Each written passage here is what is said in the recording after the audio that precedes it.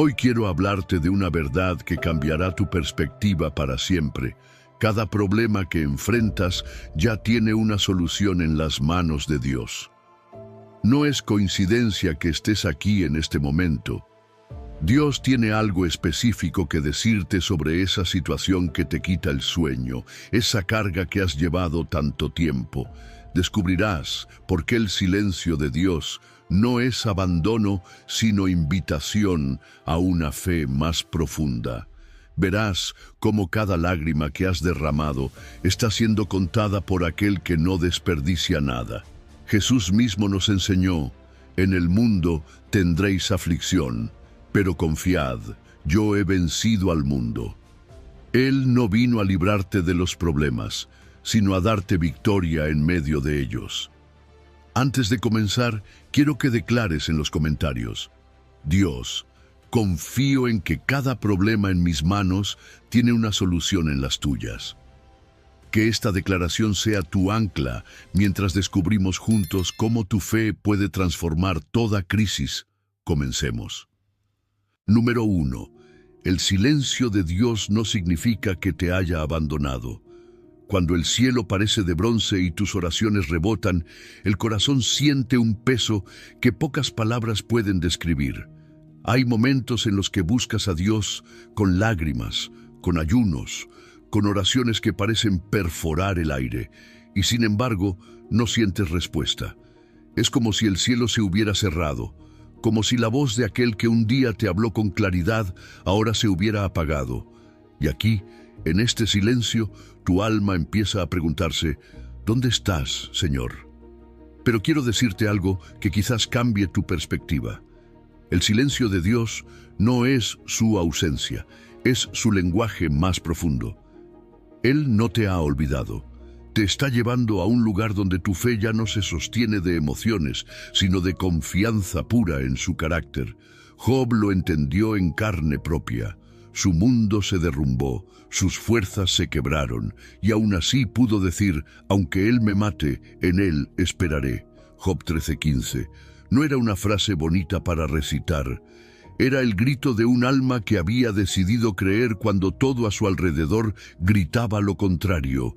Porque la fe que se sostiene solo cuando hay milagros visibles no es fe, es simple reacción. La fe verdadera se forja en el horno del silencio, cuando nada cambia afuera, pero algo empieza a cambiar adentro. Los padres del desierto hablaban de este vacío como una escuela sagrada. Ellos buscaban lugares donde no hubiera distracciones, donde el ruido del mundo no pudiera ahogar la voz suave de Dios. Y allí, en medio del calor, del hambre y de la soledad, descubrían que el silencio no estaba vacío. Estaba lleno de una presencia que no se podía medir ni describir. Ellos entendían que muchas veces, para escuchar el susurro de Dios, el alma primero debía desaprender el lenguaje de la prisa. Tal vez ahora sientas que tu oración golpea contra un muro, que tus lágrimas caen al suelo y nadie las recoge, pero la realidad espiritual es otra. Cada palabra tuya es atesorada, cada suspiro es registrado y cada lágrima es guardada en un odre celestial. Dios no se ha ido. Está tan cerca que tu espíritu necesita expandirse para reconocerlo. Hay un tipo de crecimiento que solo sucede en esta aparente oscuridad, cuando caminas a tientas y aún así avanzas. Santa Teresa de Ávila y San Juan de la Cruz llamaban a esto la noche oscura del alma. No es un castigo, sino una purificación. Dios retira por un momento las sensaciones de su presencia para que aprendas a amarlo, no por lo que te da, sino por lo que Él es. Es como cuando un padre suelta por un instante la mano de su hijo para enseñarle a caminar.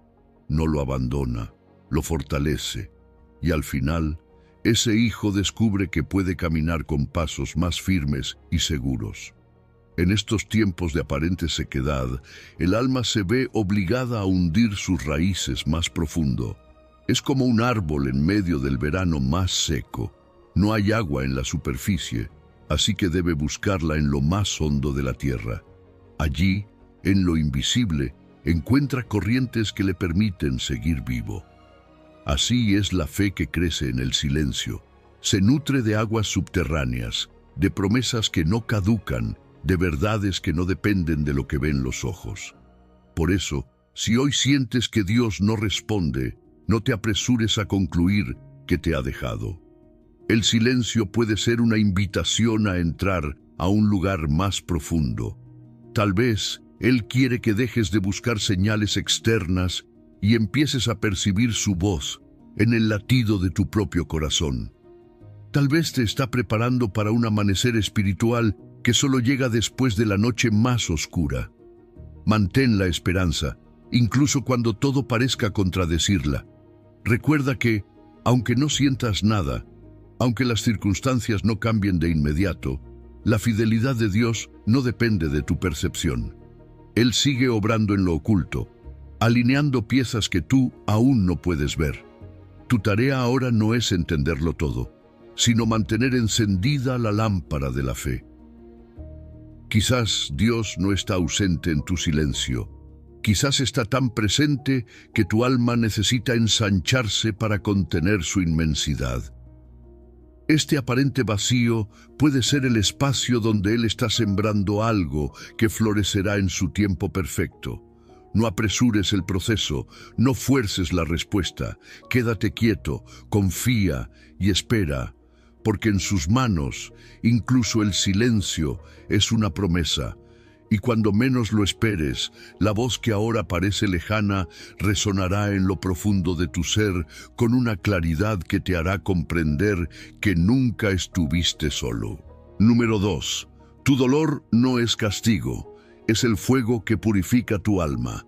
El fuego que no destruye, sino que revela el oro que llevas dentro, no es un fuego cualquiera. Es el fuego que viene de la mano de Dios, el que no quema para consumir, sino que arde para purificar. El profeta Malaquías lo dijo con la precisión de quien entiende los procesos divinos. Él se sentará para afinar y limpiar la plata. Malaquías 3:3. No es casual que la imagen sea la de un orfebre sentado, vigilante, atento a cada chispa y a cada cambio de color del metal. Porque así es el corazón de Dios contigo en medio de la prueba. No te pierde de vista ni un solo instante. Cuando el dolor llega, la primera reacción humana es pensar que algo se está rompiendo o que estamos perdiendo lo que amamos. Pero en el ámbito espiritual, el sufrimiento redentor tiene otra lógica. No destruye lo esencial, sino que separa lo eterno de lo pasajero. Como el fuego que derrite la escoria y deja a la vista la pureza del oro, así las pruebas deshacen en ti lo que no pertenece al reino y fortalecen lo que sí es eterno. En la vida espiritual hay diferentes grados de purificación. Hay momentos en los que el fuego es suave, apenas tibio, como para limpiar el polvo del alma, y hay otros en los que arde con una intensidad que parece insoportable porque está preparando tu espíritu para una obra mayor. Dios, que es el maestro refinador, sabe exactamente qué temperatura necesita tu fe en cada etapa. Él no se apresura ni se retrasa, porque conoce la medida perfecta para que el proceso no sea en vano. La paciencia de Dios en este trabajo es un misterio hermoso. El refinador de la plata no aparta su mirada del metal mientras está en el fuego, porque sabe que un segundo de más podría dañarlo, y un segundo de menos dejaría impurezas. Así, en medio de tu incomodidad, Él observa cada reacción, cada pensamiento, cada oración. Sabe cuándo añadir más calor y cuándo permitir un respiro. Aunque tú lo sientas distante, su mirada está fija en ti, esperando el momento exacto en que tu vida refleje su rostro. No todo dolor proviene de Dios, y no todo sufrimiento produce fruto. Existe un sufrimiento destructivo que nace del pecado y la injusticia, y que busca apagar la fe. Pero existe también el sufrimiento redentor, aquel que Dios permite para formar en ti virtudes que no podrían nacer de otra manera. Como el oro, que no se forma en los días soleados, sino en la presión de la tierra y el calor intenso, Así la fortaleza, la humildad y la perseverancia crecen en medio de la adversidad. Imagina tu alma como un metal precioso. Tal vez ahora no brilla porque está cubierta de impurezas acumuladas por el tiempo, el miedo, las dudas y el orgullo. El fuego no viene para cambiar tu esencia, sino para revelar lo que siempre estuvo en ti, pero escondido. Cada chispa que sientes, cada dolor que enfrentas, cada renuncia que haces en obediencia, es una parte de esa escoria desprendiéndose, dejando a la vista la belleza que Dios diseñó desde el principio. En este proceso, el ojo del refinador nunca se aparta. Él conoce cada detalle de tu historia, cada fragilidad y cada fuerza. No improvisa, no experimenta contigo, sino que trabaja con la precisión de quien ya conoce el resultado final. Y cuando te ve listo, no un segundo antes ni un segundo después, te saca del fuego para que tu vida brille con un resplandor que solo el cielo puede producir. La belleza de un metal refinado es distinta a la de uno sin procesar. Lo mismo ocurre con un corazón que ha pasado por el fuego de la prueba. Su fe es más profunda, su amor más puro, su esperanza más firme. Ya no se quiebra con cualquier viento, porque ha aprendido que el fuego de Dios no destruye, revela. Y lo que revela es más valioso que cualquier tesoro terrenal. Si hoy estás en medio de ese fuego, recuerda que no es para tu ruina, sino para tu gloria en Cristo. No temas al calor que sientes, ni al peso de la prueba. El dolor que viene de su mano tiene un propósito, y ese propósito es hacerte más semejante a Él. Resiste el impulso de escapar del proceso. No acortes el tiempo del fuego por temor o impaciencia, porque cada instante cuenta para la obra perfecta que Dios está haciendo en ti. No temas al fuego de la prueba, teme solo a resistir el proceso. Dios no está destruyendo quién eres, está revelando quién siempre has estado destinado a ser en Él. Confía en que, cuando este tiempo termine, tu vida será como oro puro, más fuerte, más luminosa y más reflejante de la gloria de aquel que nunca dejó de mirarte mientras estabas en el crisol. Número 3. Para llenarte de Dios, primero tienes que vaciarte de ti mismo. El arte sagrado de vaciarte para que Dios te llene es un camino que pocos se atreven a recorrer, porque exige algo que nuestra naturaleza humana resiste: soltar el control, dejar ir lo que creemos indispensable, desprendernos incluso de lo que nos da identidad. Sin embargo, este es el sendero que Cristo mismo eligió al encarnarse. Como nos recuerda la carta a los Filipenses, se despojó a sí mismo, tomando forma de siervo. Filipenses 2:7. Jesús, siendo Dios, no se aferró a su posición divina, sino que voluntariamente la dejó a un lado para obedecer al Padre y cumplir el plan de redención. Este es el corazón de la kénosis, un vaciamiento voluntario que no empobrece, sino que abre la puerta a la plenitud más alta. Hay una gran diferencia entre perder algo por imposición y entregarlo voluntariamente en obediencia a Dios. La pérdida impuesta puede producir resentimiento, pero el despojamiento voluntario produce libertad. Cuando algo nos es arrancado a la fuerza, sentimos que nos quitan parte de nuestra vida. Pero cuando decidimos ponerlo en las manos de Dios, ocurre un misterio. El acto mismo de soltar se convierte en adoración. Este vaciamiento no es una negación de nuestro valor, sino un reconocimiento de que nuestro verdadero valor está en Él y no en lo que poseemos o controlamos. El vacío que Dios produce en nosotros no es como el vacío del abandono o de la soledad humana. Es un vacío santo, un espacio creado con propósito, como el hueco en una vasija que la hace útil. Si el recipiente está lleno de nuestra autosuficiencia, de nuestras agendas, de nuestros planes, no hay espacio para que el vino nuevo de su gracia sea derramado. A veces, lo que interpretamos como pérdida es, en realidad, Dios quitando lo que ocupa un lugar que le pertenece a Él. La paradoja del reino es que para ganar la vida, primero hay que perderla. Jesús lo dijo con claridad: el que quiera salvar su vida, la perderá, pero el que la pierda por causa de Él, la encontrará. Esto no significa dejar de existir, sino desprenderse de esa falsa seguridad que nos ata al mundo. Al perder lo que creemos que nos define, descubrimos lo que realmente nos sostiene, la vida de Cristo en nosotros. La humildad es el motor de este proceso, y no hablo de una humildad pasiva que se limita a aceptar cualquier cosa, sino de una humildad activa que elige conscientemente el camino del servicio, del desprendimiento y de la obediencia. Cristo no fue obligado a vaciarse, Él lo eligió. De igual manera, tú y yo estamos llamados a tomar esa decisión cada día, soltar el orgullo, despojarnos de la autosuficiencia y dejar que Dios llene el espacio que queda. En este camino, los apegos son los mayores obstáculos. No hablo solo de bienes materiales, sino de todo aquello que ocupa nuestro corazón más que Dios. Relaciones, logros, títulos, incluso ministerios. Un apego es cualquier cosa que no podríamos soltar sin sentir que nos quedamos sin sentido o sin identidad. Pero cuando soltamos esos apegos, descubrimos una libertad que no depende de las circunstancias.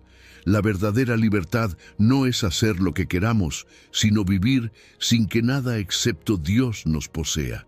También es importante discernir la diferencia entre un vaciamiento divino y uno destructivo. Hay personas y circunstancias que intentan vaciarnos para debilitarnos, para dejar un hueco lleno de desesperanza. Pero el vaciamiento que viene de Dios no deja un hueco muerto, sino un espacio fértil, listo para ser llenado con su presencia. La clave está en el fruto que produce. El vaciamiento destructivo te deja roto, el vaciamiento divino te deja expectante. En la práctica, este vaciamiento puede tomar muchas formas: un llamado a servir donde nadie ve, la renuncia a un plan personal para obedecer a Dios, la entrega de una herida para no vivir desde la amargura, o la disposición a esperar en silencio hasta que Él hable. En cada caso, el principio es el mismo: soltar para recibir algo mejor. Y aunque duela, cada cosa que Dios te pide soltar es para hacer lugar a algo mayor que Él quiere darte. Si te pide que vacíes tus manos, es porque está a punto de llenarlas con algo que excede tu entendimiento. No se puede recibir el maná del cielo si seguimos aferrados al pan viejo que ya perdió su frescura. El vaciamiento no es pérdida, sino preparación. Es el taller de Dios, donde Él esculpe el espacio necesario para su plenitud. No temas el momento en que Él te invite a soltar. Teme más bien a vivir aferrado a lo que no te permite crecer, porque el día que te vacíes para Él, conocerás una llenura que no puede compararse con nada que hayas experimentado antes. Confía en sus manos vaciadoras, porque esas mismas manos son las que formaron el universo y saben exactamente cómo formar tu corazón. Número 4. Dios nunca llega tarde, solo opera en tiempos que no entiendes. Cuando tu reloj marca prisa, pero el reloj de Dios marca perfección, el alma es confrontada con una verdad que incomoda. No todo lo que quieres ahora es lo que Dios quiere darte ahora. Eclesiastés, capítulo 3, verso 1, lo declara con una sencillez que desarma nuestras ansias. Todo tiene su tiempo, y todo lo que se quiere debajo del cielo tiene su hora. La Escritura nos enseña que no vivimos solo en el tiempo que los hombres miden con relojes y calendarios, llamado Cronos, sino que también hay un tiempo llamado Kairos, ese momento oportuno y exacto en el que el propósito de Dios se alinea con las circunstancias para cumplir su voluntad perfecta. El problema es que el Cronos y el Kairos rara vez coinciden. Tú ves el reloj y sientes que el tiempo se agota, Dios ve el corazón y sabe que aún hay áreas que deben ser trabajadas antes de la respuesta. Y aquí es donde nace la paciencia activa, esa virtud que no es resignación pasiva, sino la decisión firme de seguir preparándote mientras esperas. Paciencia activa es continuar orando, sirviendo, aprendiendo, sanando y ajustando tu carácter, no para forzar la mano de Dios, sino para estar listo cuando Él abra la puerta. Adelantarse al tiempo de Dios puede ser tan dañino como llegar tarde. Abraham y Sara recibieron una promesa, pero al impacientarse, decidieron adelantarse al plan divino con una solución humana, y las consecuencias se arrastraron por generaciones. Por otro lado, llegar tarde también trae pérdidas. ¿Cuántas oportunidades se han desvanecido porque la fe dudó o el corazón se distrajo en el momento exacto en que Dios dijo, es ahora?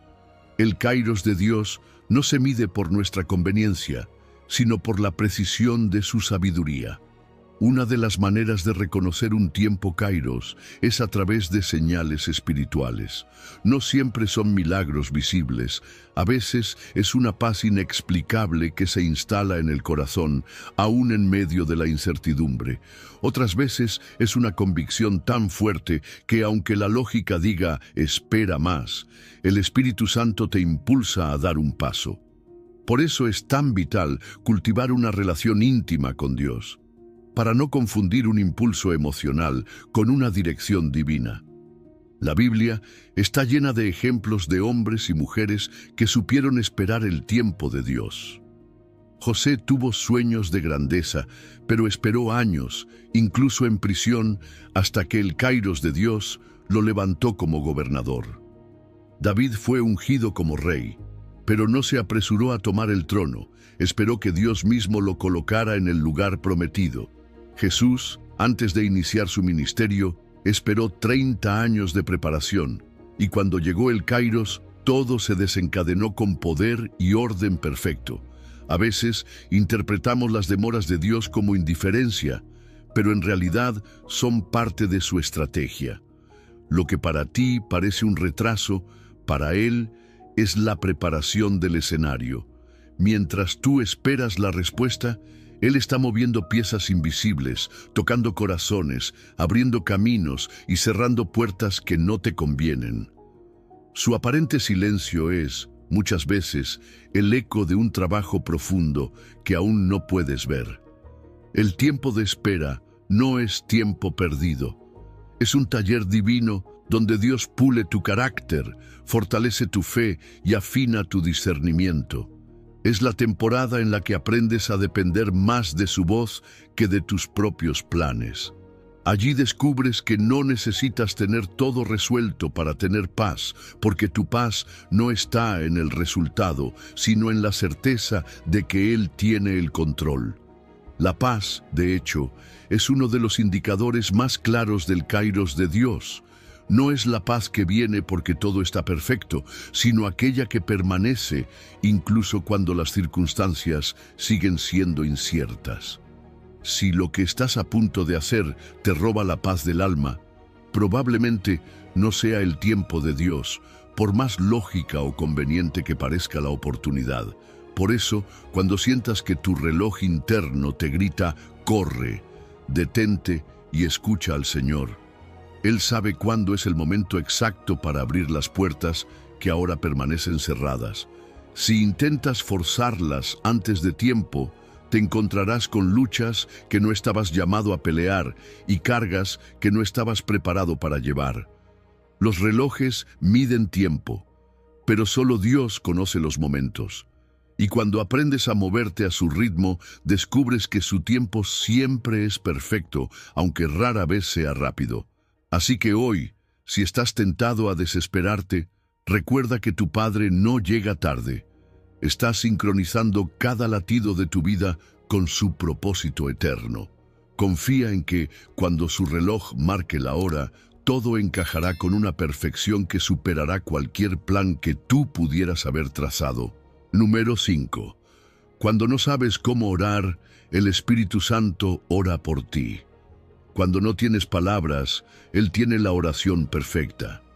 Hay momentos en que la carga en el alma es tan profunda que ni siquiera sabes cómo empezar a orar. Te arrodillas, miras al cielo y lo único que sale de tu boca es un suspiro. Pero ese suspiro, que para ti parece tan pequeño e inarticulado, es para Dios un lenguaje sagrado. La Escritura lo revela en Romanos capítulo 8, verso 26. El Espíritu mismo intercede por nosotros con gemidos indecibles. Es decir, cuando tu voz calla, el Espíritu Santo habla por ti y lo hace en un idioma que trasciende cualquier palabra humana. La intercesión del Espíritu no es algo ocasional, es un ministerio continuo y profundamente íntimo. No necesitas que tu oración sea elocuente para que sea poderosa. La oración que el Espíritu eleva al Padre desde lo profundo de tu ser no está limitada por tu vocabulario ni afectada por tus distracciones. Es perfecta porque fluye desde la comunión eterna que el Espíritu tiene con el Padre y el Hijo. Él conoce la voluntad de Dios y conoce tu necesidad y actúa como puente perfecto entre ambas realidades. Los gemidos indecibles de los que habla la palabra son un misterio glorioso. No es simplemente un sentimiento intenso, sino un lenguaje espiritual en el que tu dolor, tu anhelo, tu fe y tu esperanza se entrelazan en una comunicación directa con el trono celestial. Es el Espíritu Santo tomando tu fragilidad y transformándola en oración pura, sin contaminación de duda, sin interrupción de miedo. Este es un recordatorio precioso. Tu oración más efectiva no siempre es la más larga o detallada, sino aquella en la que permites que el Espíritu ore en ti. ¿Cómo puedes reconocer que el Espíritu está intercediendo dentro de ti? A veces lo sentirás como una carga repentina de oración que no entiendes del todo. Otras veces, como una paz que te cubre después de simplemente suspirar su nombre. Incluso en medio del llanto, puedes experimentar una sensación extraña de que no estás solo en esa conversación con Dios, sino que alguien, el mismo Espíritu Santo, está llevando tus emociones y pensamientos más allá de lo que tú podrías expresar. Esto nos da una confianza enorme. Dios entiende tu corazón mucho mejor que tus palabras. Puedes quedarte en silencio y saber que Él no solo escucha tu silencio, sino que lo traduce en el lenguaje del cielo. Es la diferencia entre una oración intelectual, construida con esfuerzo mental, y una oración pneumatológica, inspirada y dirigida por el Espíritu. La primera nace de tu capacidad, la segunda de su poder. Los suspiros del alma pueden convertirse en semillas de un avivamiento interior. Cada vez que te presentas ante Dios con un corazón abierto, aunque no tengas frases estructuradas, le estás permitiendo al Espíritu regar tu interior con la presencia divina.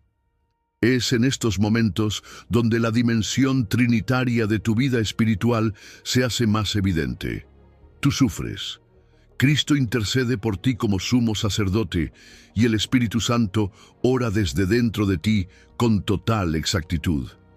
El Padre recibe esa oración y responde no según tus limitaciones, sino según su amor eterno. Cooperar con la intercesión del Espíritu significa no resistirla. A veces intentamos llenar los vacíos de silencio con palabras apresuradas, como si el silencio fuera un problema que corregir. Pero hay momentos en que el silencio, acompañado de un corazón abierto, es la oración más profunda que puedes ofrecer. Permite que el Espíritu dirija esos tiempos. Si sientes el impulso de adorar en medio de una lágrima, hazlo. Si tu boca se abre y salen palabras que no entiendes, pero que brotan con fuerza, no las detengas.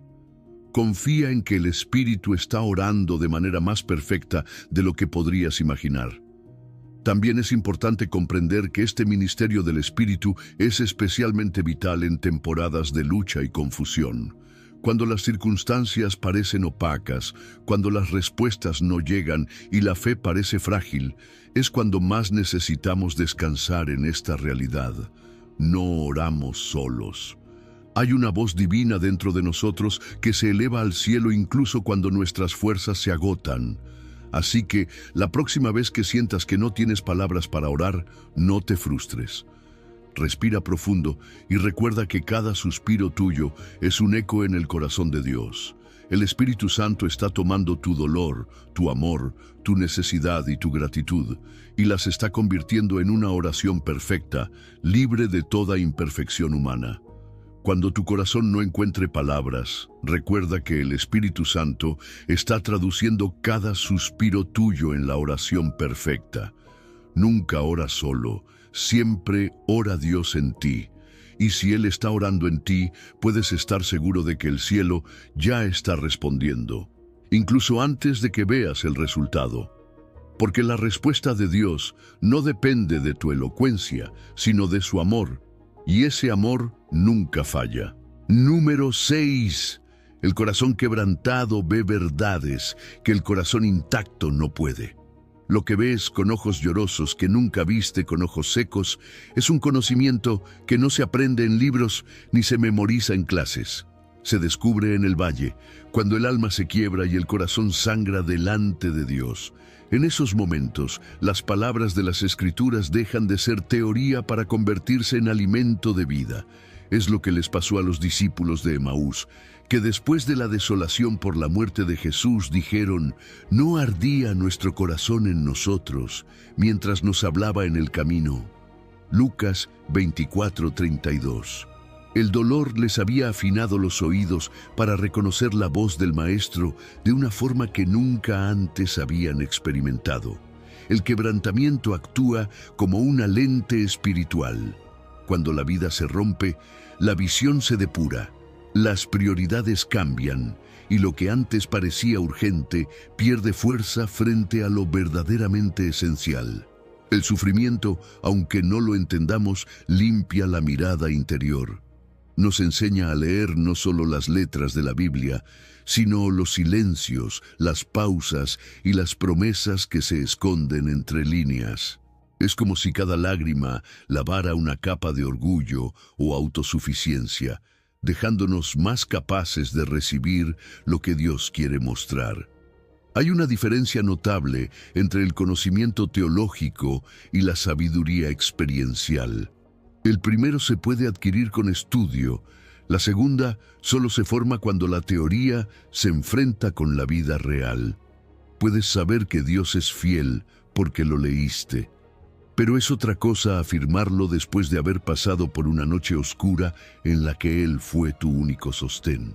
El corazón roto entiende la fidelidad de Dios, no solo como concepto, sino como experiencia viva que marcó cada fibra del ser. El dolor nos hace más receptivos a la consolación divina porque derriba las defensas que solemos levantar. Cuando estamos fuertes, creemos que podemos sostenernos solos. Cuando estamos rotos, sabemos que no podemos. Es entonces cuando la voz del Consolador penetra más hondo, porque ya no está compitiendo con la voz de nuestra autosuficiencia. Es en la debilidad donde se perfecciona su poder, y en la vulnerabilidad donde nos atrevemos a recibir un amor que antes quizá creíamos innecesario.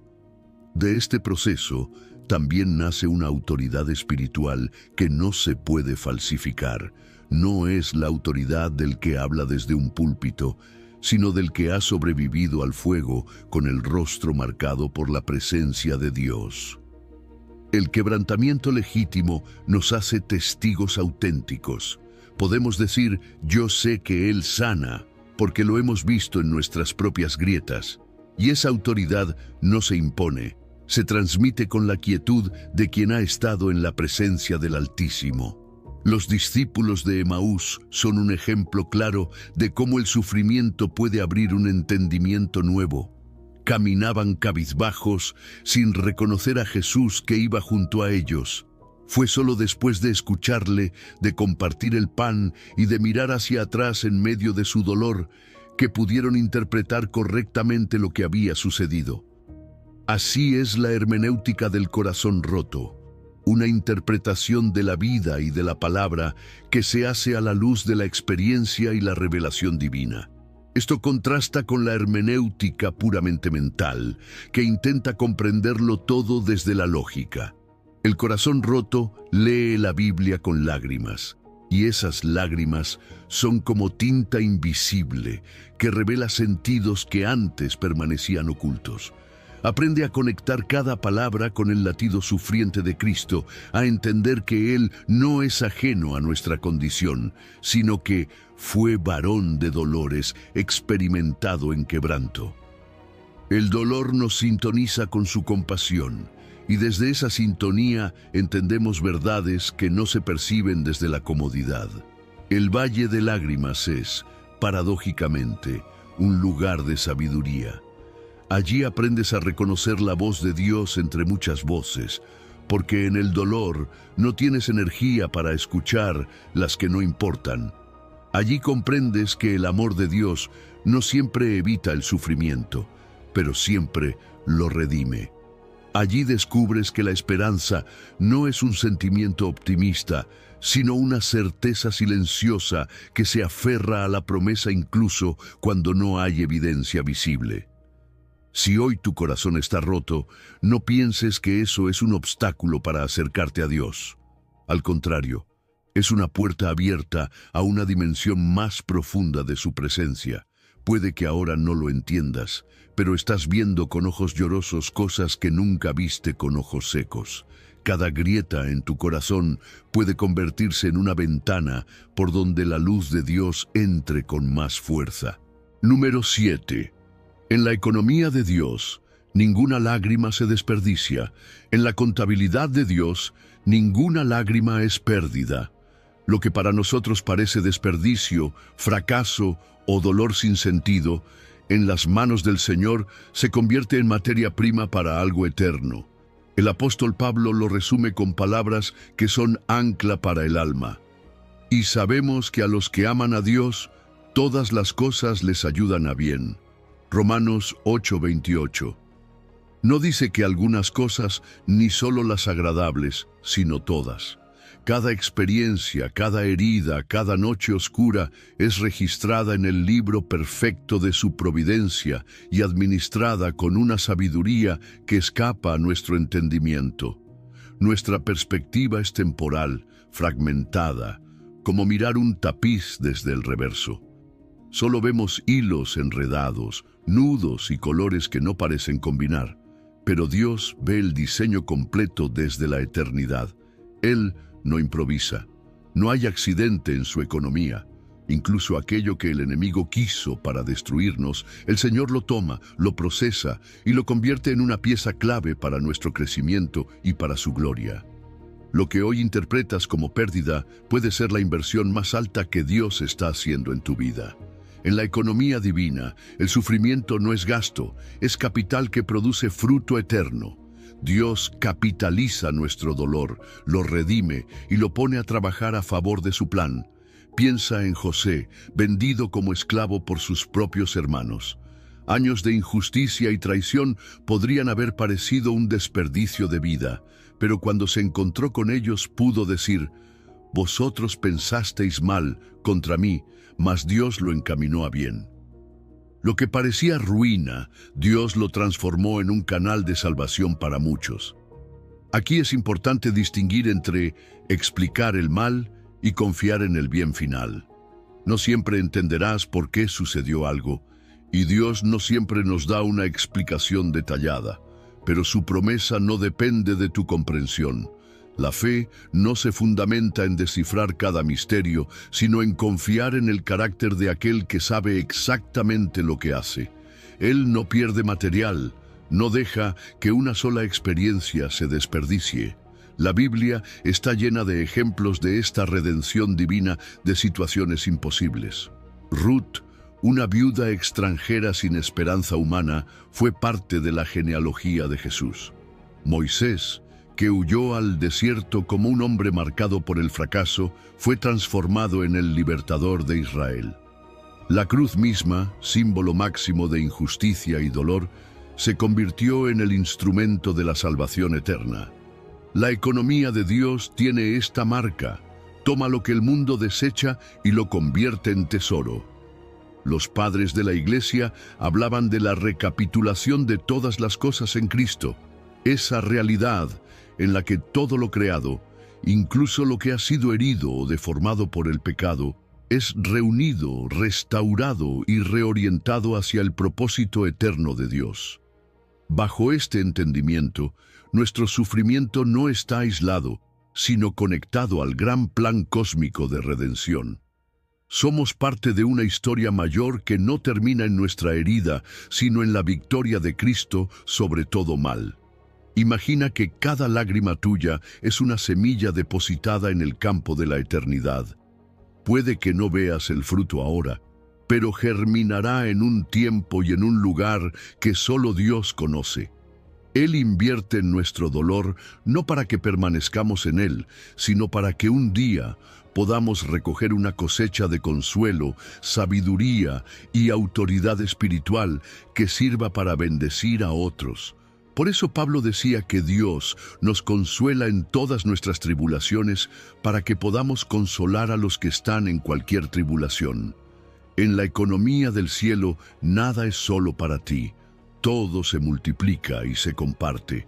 Esto nos invita a vivir con una confianza radical. Si realmente creemos que Dios no desperdicia nada, podemos enfrentar las pruebas sin temor al vacío. Podemos dejar de medir nuestras pérdidas como pérdidas y empezar a verlas como inversiones en manos de un administrador perfecto.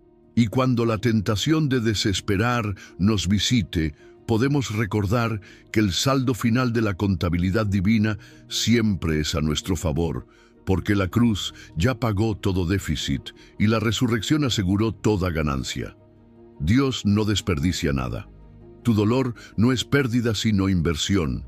Tu lágrima no es gasto sino semilla.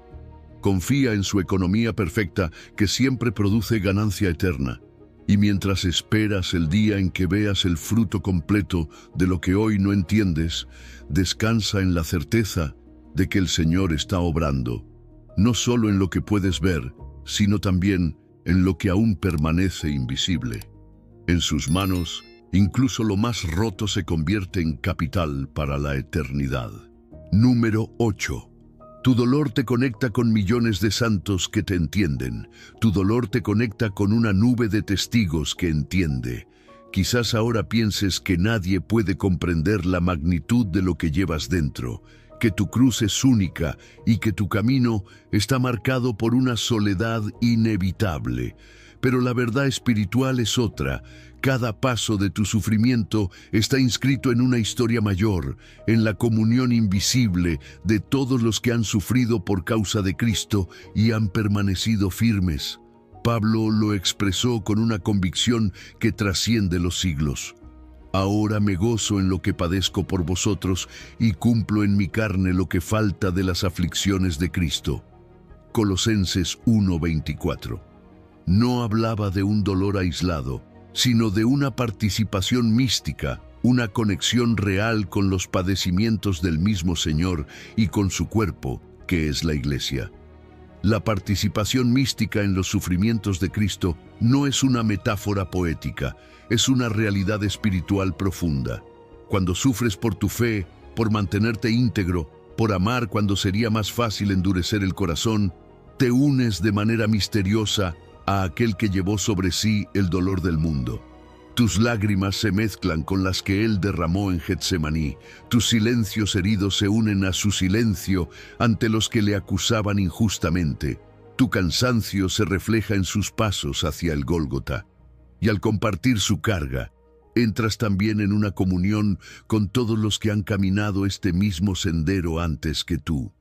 Esta comunión invisible no está limitada por el tiempo ni la geografía.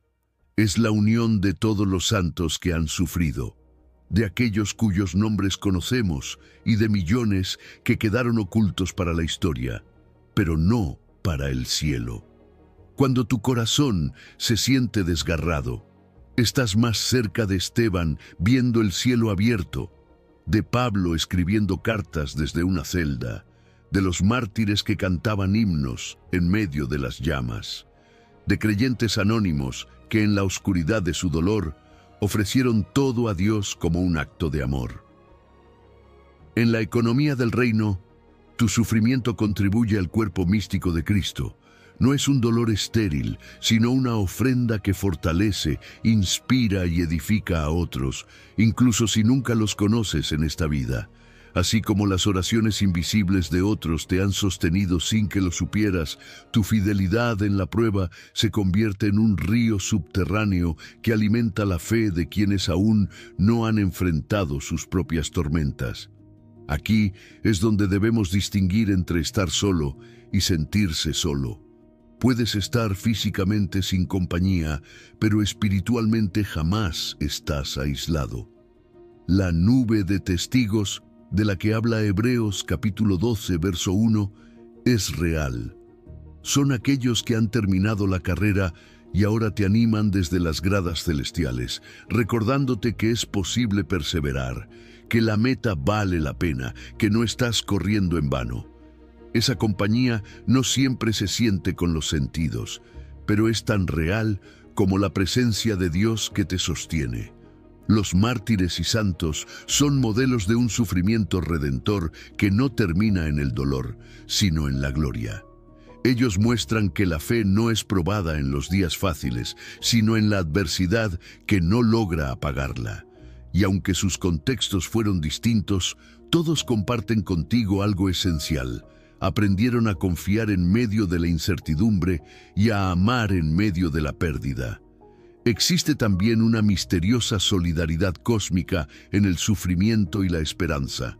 En Cristo, todo dolor redimido se une en un solo clamor, un solo canto, una sola ofrenda que el Padre recibe como incienso precioso. Tus oraciones, aunque parezcan débiles, se mezclan con las de todos los que han orado desde la necesidad y la fe. Tus lágrimas se suman a un océano espiritual que un día Dios enjugará por completo, cumpliendo la promesa de Apocalipsis, que ya no habrá más llanto, ni clamor, ni dolor. Esta realidad debe cambiar la manera en que enfrentas la prueba. No estás luchando por sobrevivir únicamente por ti. Eres parte de un tejido eterno, de un cuerpo vivo que comparte cargas y victorias. Puedes levantar la cabeza y decir, no estoy caminando solo. Mis pasos resuenan junto a los de millones que han pasado antes por este valle y han llegado al otro lado sostenidos por la misma mano que hoy me sostiene. Tu dolor no es solitario, sino solidario. Cada lágrima tuya se une al océano de lágrimas redentoras de todos los santos. Sufres en compañía, aunque no la veas. Y si hoy el peso parece insoportable, recuerda que aquel que une todos estos dolores es también el que prometió que un día los transformará en gloria. Confía en que esta comunión invisible es real y que en ella hay fuerza, consuelo y esperanza para seguir adelante hasta que la carrera termine. Número 9. Lo que está muriendo en ti es semilla de algo mejor. Lo que muere en ti no es el final, sino la semilla del comienzo. Jesús lo declaró con la claridad de quien entiende las leyes profundas del reino. Si el grano de trigo no cae en la tierra y muere, queda solo, pero si muere, lleva mucho fruto. Juan 12:24. La vida cristiana está marcada por esta ley espiritual de muerte y resurrección. No se trata solo de la muerte física, sino de esos procesos internos donde Dios nos pide soltar, dejar ir y permitir que ciertas partes de nuestro ego, de nuestras ambiciones o de nuestras formas antiguas de vivir mueran para dar paso a algo nuevo que Él quiere hacer florecer. La muerte destructiva es la que viene del pecado, del quebranto sin redención, del dolor que no se entrega a Dios. Esa muerte roba, paraliza y no deja espacio para la vida. Pero la muerte generativa es completamente distinta. Es la que aceptas en obediencia, sabiendo que en las manos del Señor lo que parece un final es en realidad una siembra. Es la renuncia que abre camino a un fruto mayor, la entrega que no empobrece, sino que prepara el terreno para una cosecha abundante. En la vida espiritual, enfrentamos diferentes tipos de muerte que producen vida. Hay muertes a relaciones que, aunque parecían seguras, no nos llevaban al destino que Dios había preparado. Hay muertes a planes y sueños que, por más nobles que fueran, no se alineaban con el propósito eterno. Incluso hay muertes internas, como dejar morir el orgullo, la autosuficiencia o el afán de controlar. Cada una de ellas, si se vive en comunión con Cristo, se convierte en una semilla que un día germinará en una vida más plena y libre. La naturaleza nos ofrece una parábola constante de este principio. Una semilla debe desaparecer bajo la tierra, perder su forma original, romperse para que la vida que guarda dentro pueda expandirse. A simple vista parece que la semilla ha muerto, pero en realidad es justo en ese momento de ocultamiento donde ocurre el milagro de la germinación.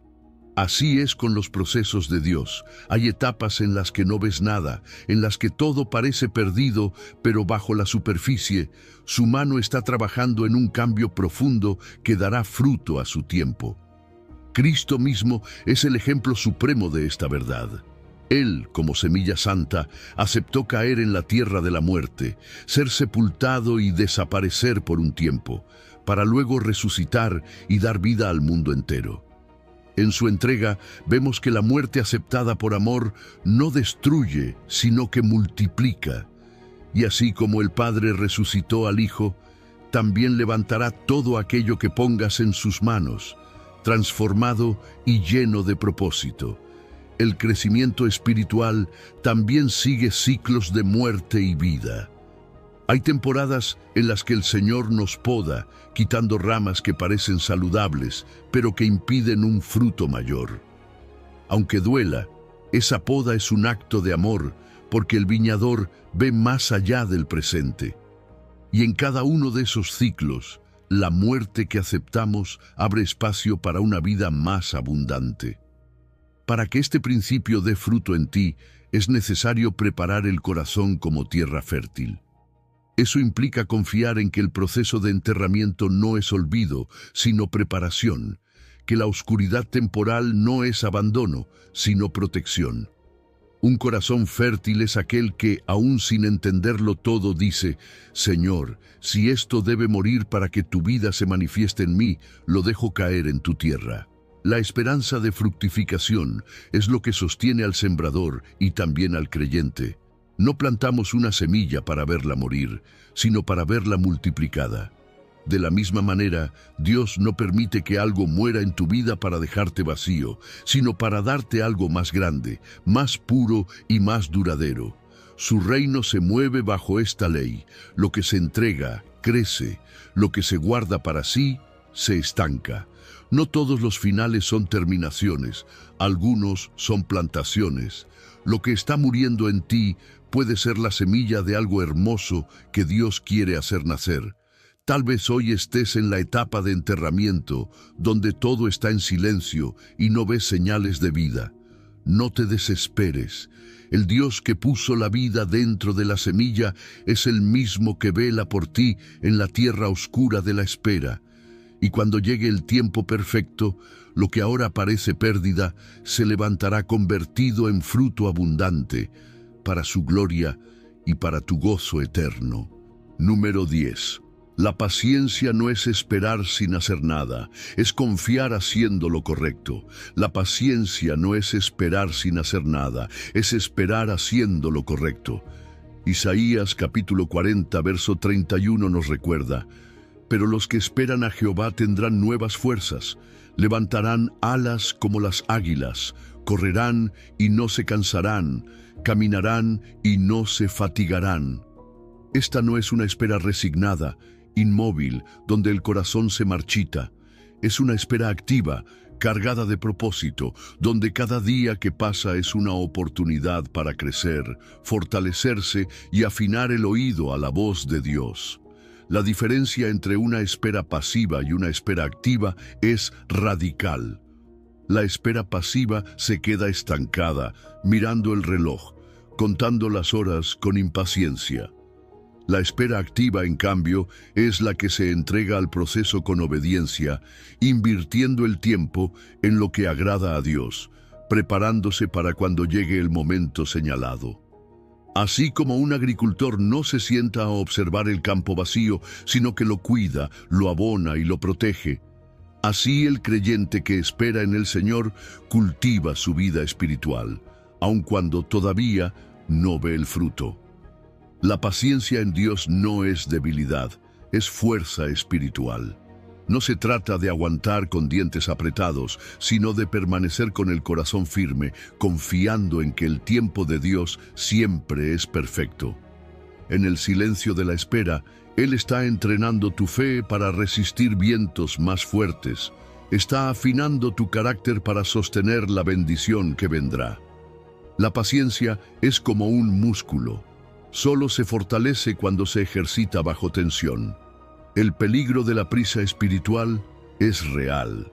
Muchas veces, por querer adelantarnos al plan de Dios, terminamos tomando decisiones que nos cuestan años de restauración. Abraham y Sara conocieron esta verdad cuando, por impaciencia, intentaron ayudar a Dios a cumplir su promesa, y las consecuencias se extendieron por generaciones.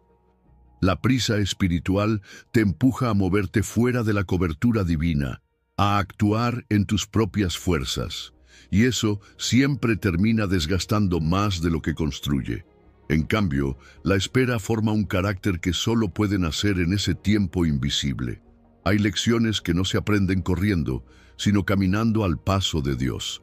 La humildad de reconocer que no todo está bajo nuestro control, la perseverancia de seguir haciendo el bien cuando no vemos resultados, la confianza de creer que Él está obrando incluso cuando no hay señales externas. Todo eso se forja en la sala silenciosa de la espera. La Biblia está llena de ejemplos de hombres y mujeres que aprendieron el arte de esperar y fueron recompensados. José esperó años en la oscuridad de una prisión antes de ver cumplidos sus sueños. David esperó pacientemente para ocupar el trono que ya le había sido prometido. Ana esperó entre lágrimas hasta ver nacer a Samuel. Ninguno de ellos desperdició la espera. La convirtieron en un tiempo de comunión más profunda con Dios, y esa preparación les permitió sostener lo que Él les dio después.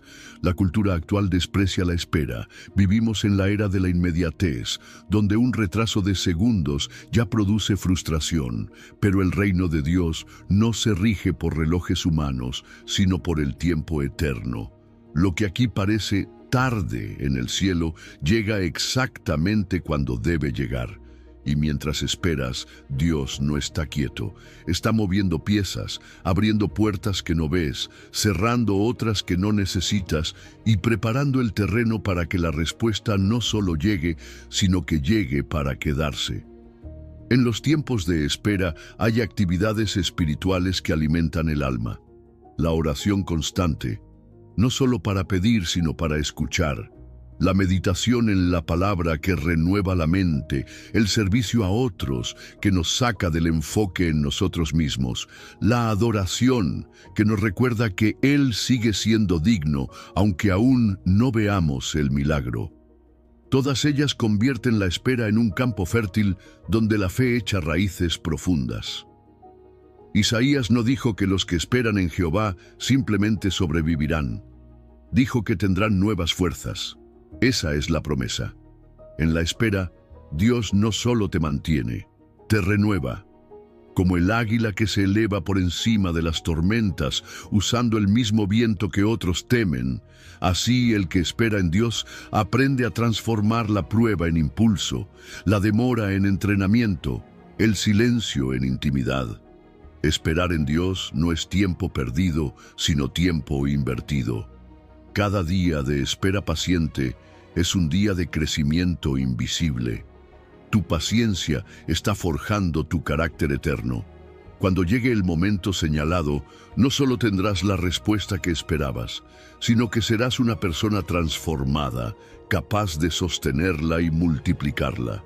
Por eso, mientras dure la espera, sigue haciendo lo correcto, porque el Dios que te prometió es fiel para cumplirlo. Número 11. Dios no actúa al azar. Sus caminos tienen patrones perfectos. Dios no actúa al azar. Sus caminos tienen patrones hermosos. Lo que para ti hoy puede parecer un caos sin sentido, en la mente eterna de Dios es una obra cuidadosamente diseñada. Eclesiastés capítulo 3 verso 1 nos lo recuerda con ternura y firmeza. Todo tiene su tiempo, y todo lo que se quiere debajo del cielo tiene su hora. No hay dolor que ocurra fuera de ese marco divino. No hay lágrima que se derrame fuera del compás del Maestro.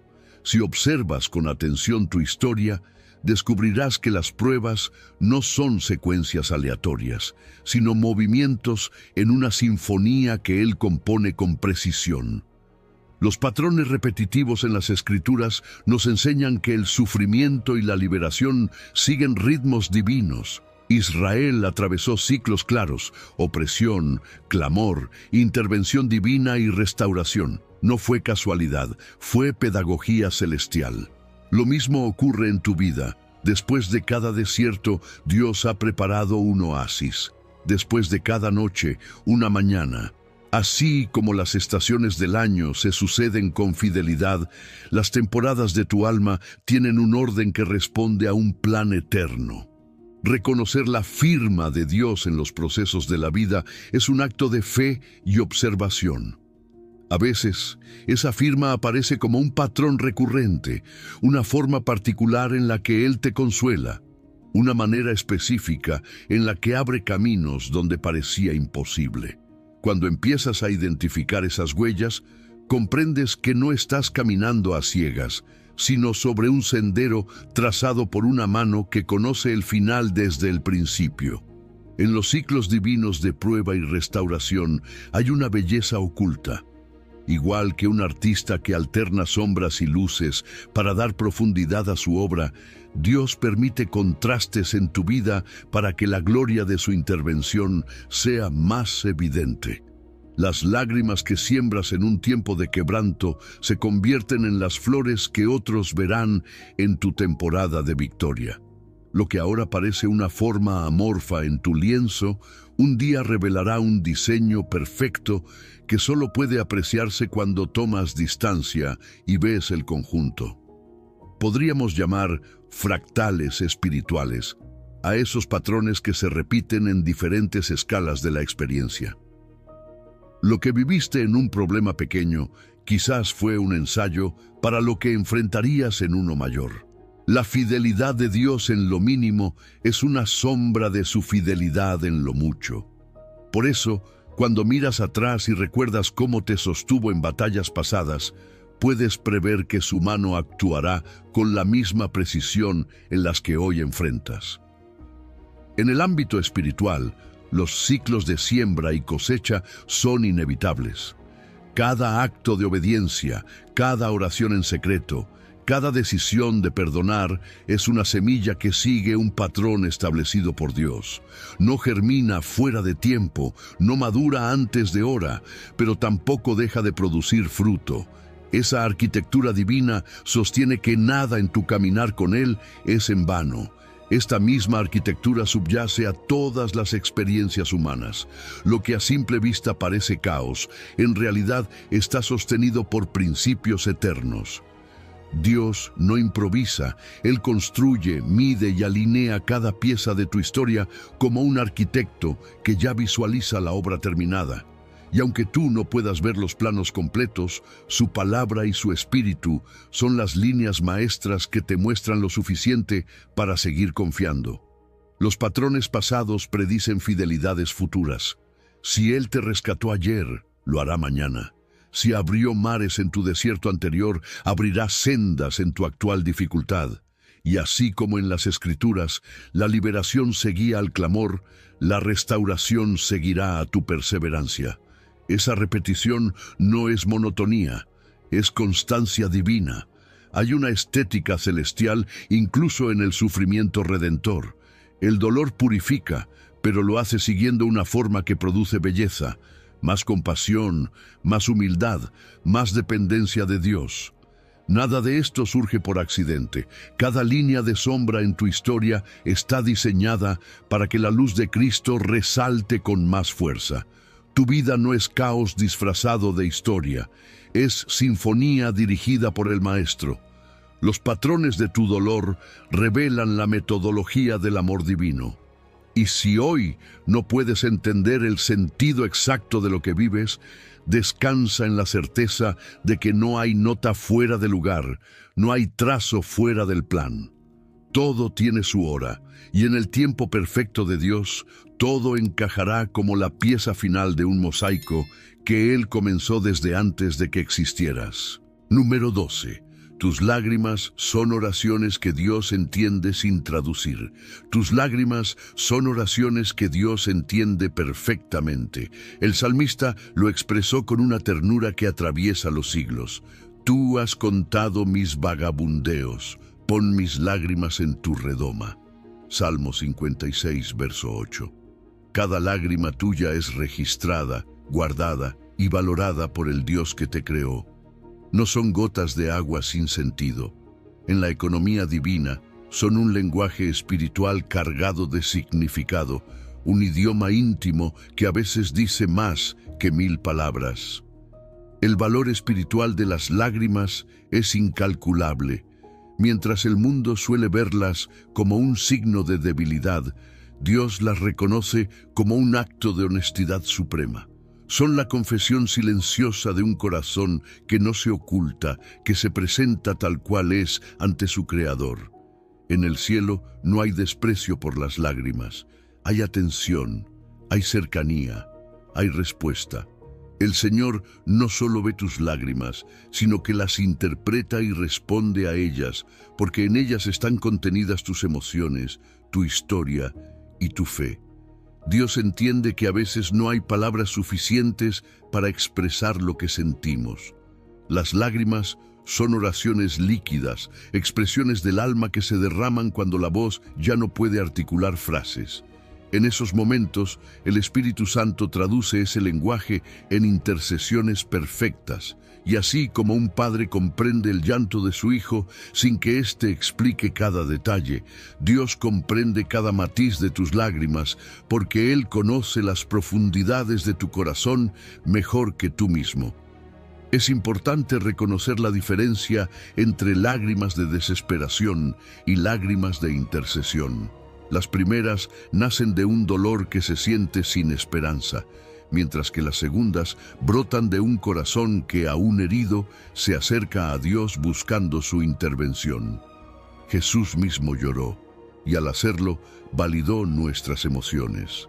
Lloró en Betania ante la tumba de Lázaro, demostrando que la empatía divina no es teoría, sino experiencia real. Él no se avergonzó de mostrar su humanidad, y en su llanto nos enseñó que nuestras lágrimas también tienen un lugar sagrado en la vida espiritual. A veces, esas lágrimas son semillas de compasión. Lo que hoy lloras puede ser el fundamento de un ministerio mañana. El quebranto que ahora te pesa puede convertirse en la fuerza para consolar a otros.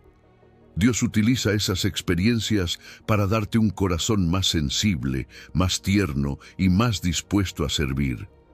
Las lágrimas también son semillas de oración que, al ser derramadas, riegan el terreno donde Dios plantará nuevas respuestas y milagros.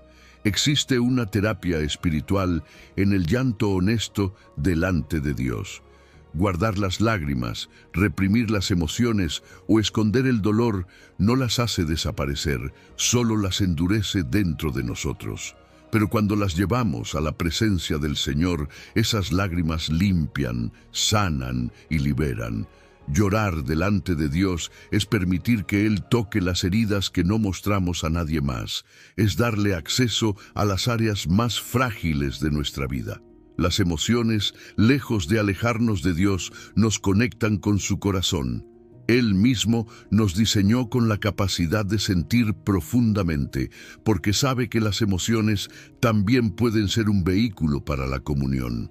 Cuando lloras en su presencia, no estás mostrando debilidad, sino abriendo un canal para que su consuelo fluya. Por eso la palabra nos asegura que un día enjugará Dios toda lágrima de los ojos de ellos. Apocalipsis 21, verso 4. Esa es su promesa: ninguna lágrima será olvidada y ninguna será inútil. En este tiempo de espera y confianza, no escondas de Dios lo que Él ya ve. Si sientes que las fuerzas se agotan, si el corazón se rompe, lleva esas lágrimas al altar. Permite que sean tu oración más sincera, tu expresión más pura de fe. Porque aunque los demás no las entiendan, el Padre las recibe como incienso precioso. No escondas de Dios lo que Él ya ve. Tus lágrimas no son debilidad, sino honestidad. No son fracaso, sino fe expresándose en el único idioma que le queda al corazón. Y recuerda, el Dios que guarda cada una de ellas también es el Dios que, en su tiempo, las transformará en gozo. Lo que hoy se derrama en dolor, mañana será testimonio de su fidelidad. Número 13. Tu debilidad no es obstáculo para Dios, es su oportunidad. La lógica de Dios rompe nuestros esquemas humanos. El mundo te dice que para ser fuerte no debes mostrar tus heridas, que para ser respetado no puedes revelar tu fragilidad. Pero el reino de los cielos se mueve en otra dirección, una que parece ilógica para la mente natural. Pablo lo entendió cuando escribió: «Cuando soy débil, entonces soy fuerte». Segunda de Corintios 12, verso 10. Esta no es una frase motivacional, es una declaración teológica que revela un principio eterno. La fuerza verdadera no nace de la autosuficiencia, sino de la dependencia total de Dios. Cuando aceptas tus limitaciones, cuando reconoces que no puedes con tus propias fuerzas, abres una puerta que antes estaba cerrada: la entrada del poder divino a tu vida. La debilidad negada se convierte en una carga que llevas solo. La debilidad ofrecida se transforma en un altar donde Dios derrama su gracia. El Señor no se impresiona con nuestras máscaras de fortaleza.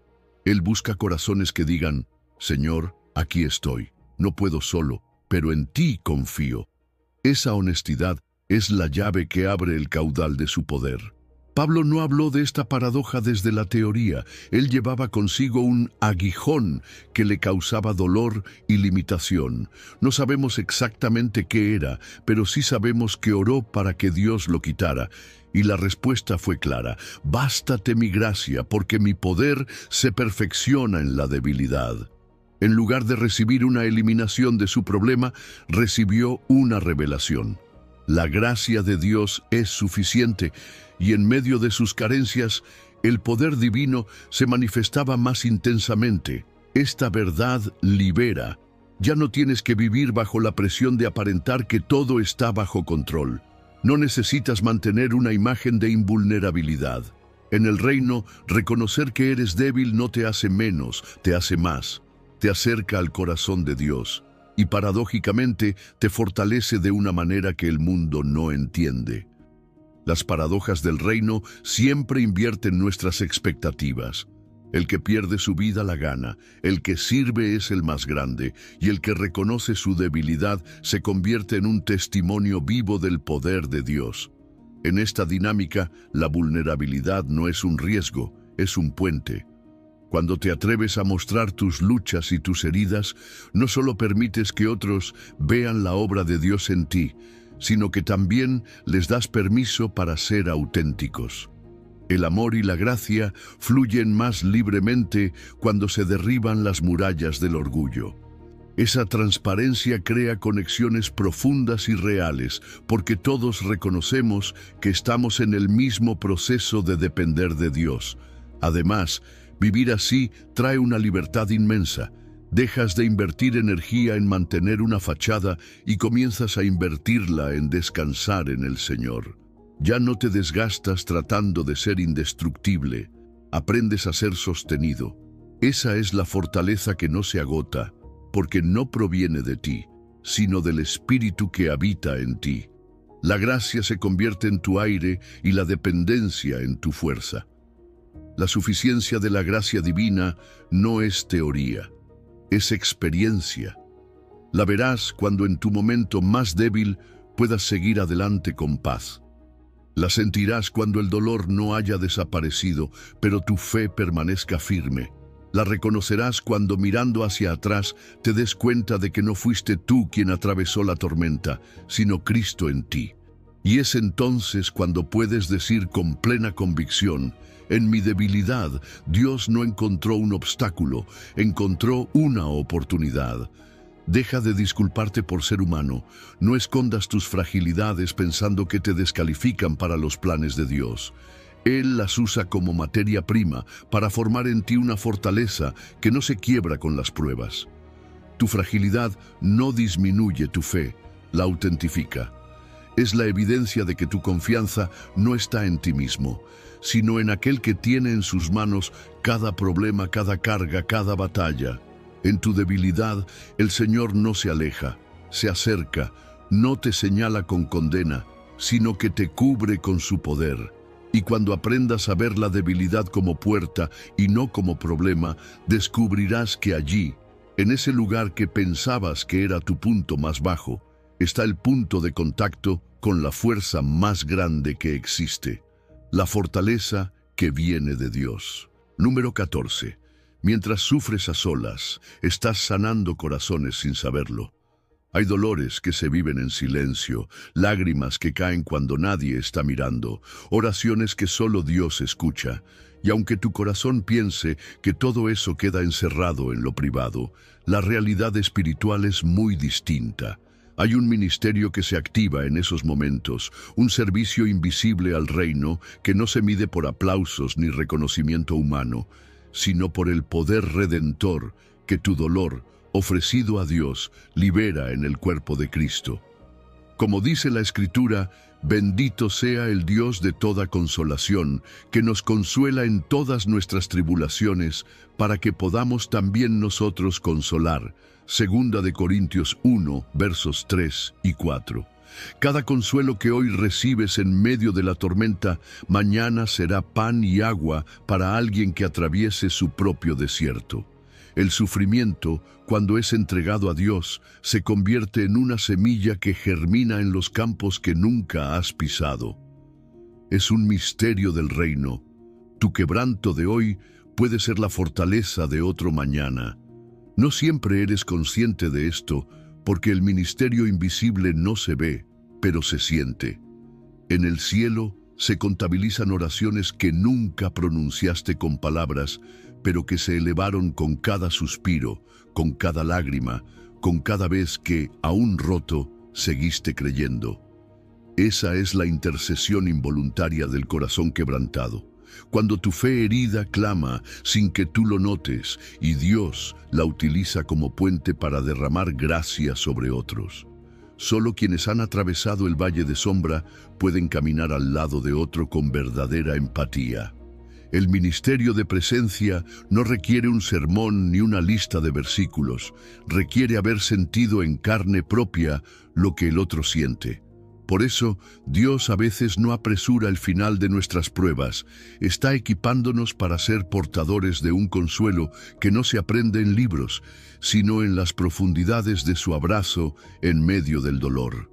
Ahí nace una autoridad espiritual que no viene de títulos ni posiciones, sino de haber sobrevivido a la oscuridad de la noche sostenido por su luz. Hay caminos por los que tu dolor está viajando ahora mismo sin que lo sepas.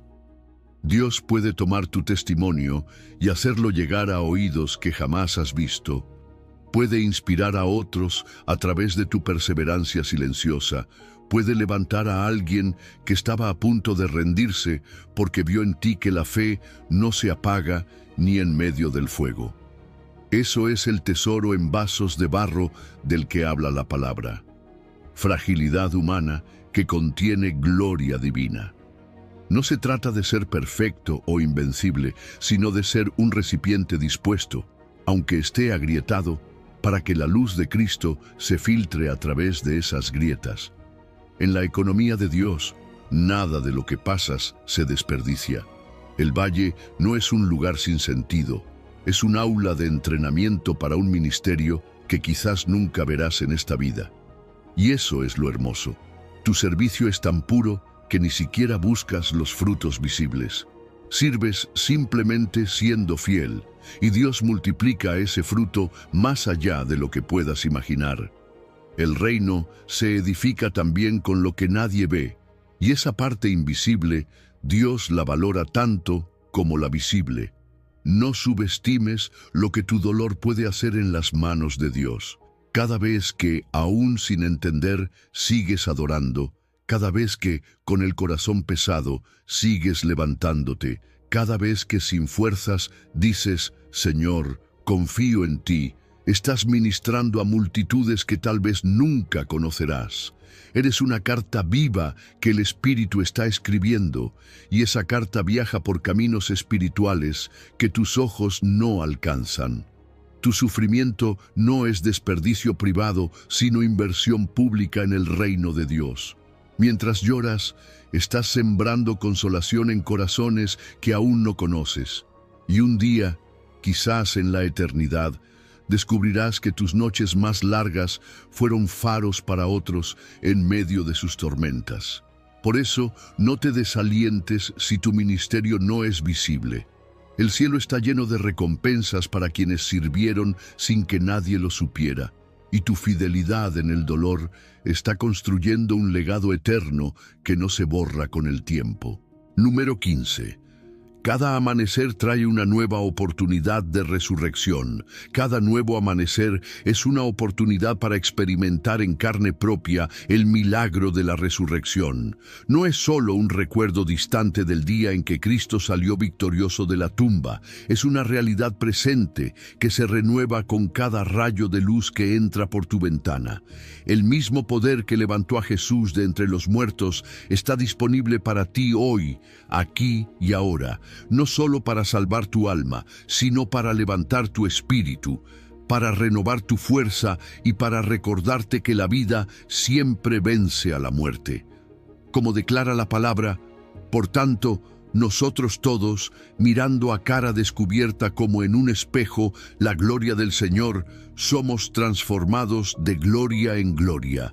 Segunda de Corintios 3:18.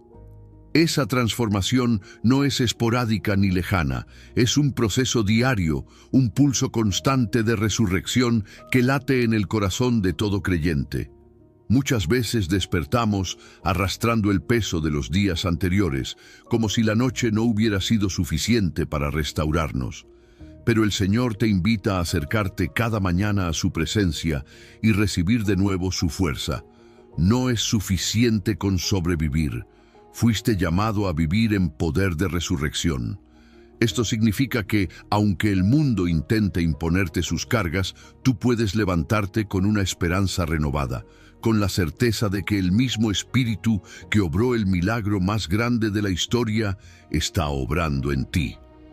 Cada mañana, antes de que tus pies toquen el suelo, puedes declarar: hoy me levanto en el poder de aquel que venció la muerte. Vivir en este poder no es simplemente sentirse animado, es saber que incluso en medio de las tormentas hay una fuerza sobrenatural que te sostiene. La esperanza se convierte en tu ancla diaria. Esa esperanza no es ingenuidad ni negación de los problemas. Es la firme convicción de que Dios tiene la última palabra y que ninguna circunstancia puede apagar la luz que Él encendió en ti. Cuando el desaliento intente atraparte, recuerda que cada amanecer es una pequeña resurrección, una confirmación de que todavía hay propósito, todavía hay caminos por recorrer y promesas por cumplir. En la vida espiritual hay un ciclo diario de muerte y vida. Cada noche entregamos a Dios el cansancio, las heridas y los fracasos del día. Y cada mañana recibimos una vida nueva, limpia de culpas, lista para avanzar. Así como las flores se abren con la luz del sol, tu espíritu se abre con la luz de su presencia. Esta es la renovación del hombre interior, que no depende de las circunstancias externas, sino del obrar constante del Espíritu Santo. Es lo que el profeta vio cuando dijo que sus misericordias son nuevas cada mañana. Es el recordatorio de que lo que ayer parecía definitivo hoy puede ser transformado. Este poder de resurrección diaria es también una anticipación de la resurrección final. Cada día en que eliges levantarte, confiar y avanzar, estás ensayando para ese día glorioso en que serás levantado para siempre en su presencia. Es como si cada victoria diaria sobre el desánimo fuera un eco de la gran victoria final. Y esa perspectiva cambia todo.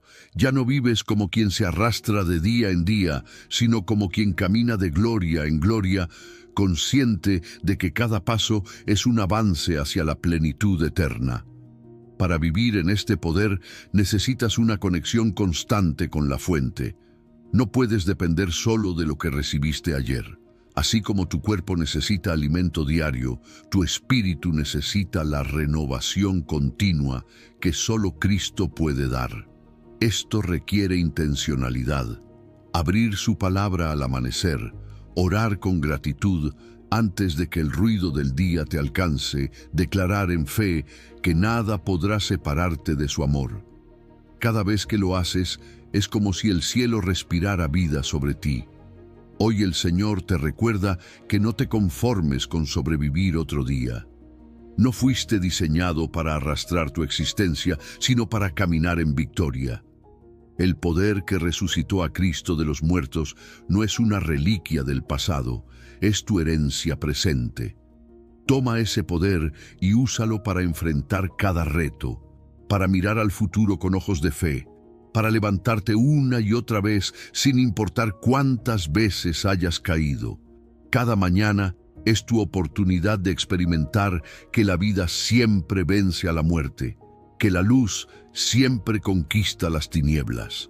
Así que, cuando el sol vuelva a salir, levántate no solo del lecho, sino del temor, del cansancio y de la desesperanza.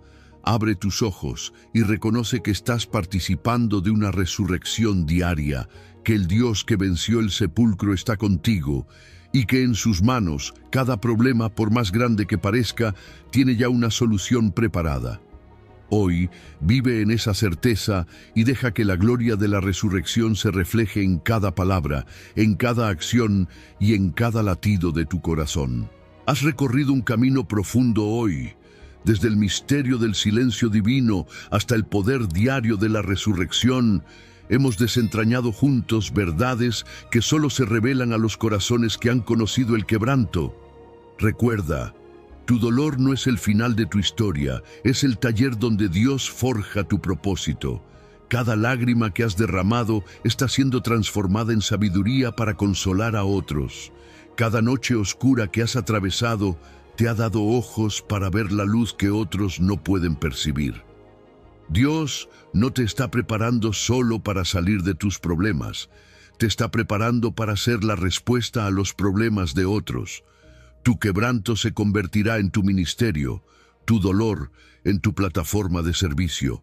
El Dios que contó cada una de tus lágrimas, que guardó cada uno de tus suspiros, que transformó cada una de tus pérdidas en ganancia eterna, ese mismo Dios te dice hoy: hijo mío, confía y espera. Mi tiempo es perfecto, mis soluciones son completas y mi amor por ti no falla.